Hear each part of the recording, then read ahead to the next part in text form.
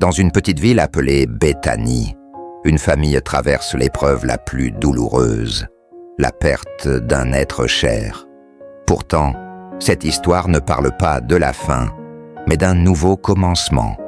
Voici l'histoire de Lazare, un homme que la mort n'a pas pu garder dans ses bras.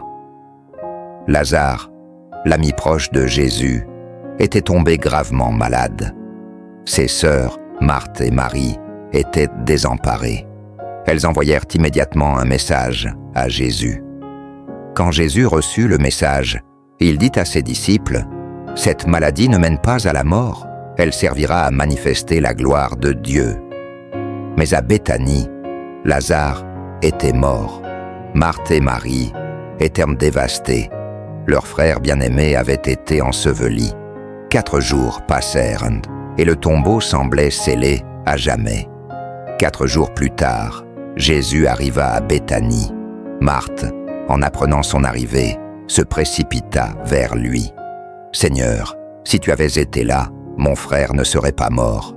Mais même maintenant, je sais que tout ce que tu demanderas à Dieu, il te l'accordera.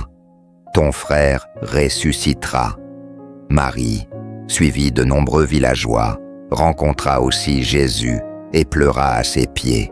« Seigneur, si tu avais été là, Lazare serait encore en vie. » Jésus, profondément ému, se tint devant le tombeau. Et alors, Jésus pleura. Jésus se tourna vers la foule et cria d'une voix puissante « Lazare, sors !» Et Lazare, l'homme que tous pensaient perdu pour toujours, se leva et marcha hors du tombeau.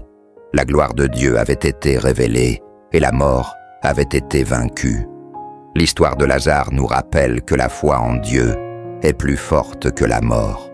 Même dans nos moments de désespoir, Jésus nous appelle à l'espérance et à la vie. Alors, que cette histoire résonne en vous comme un rappel que rien n'est impossible avec Dieu.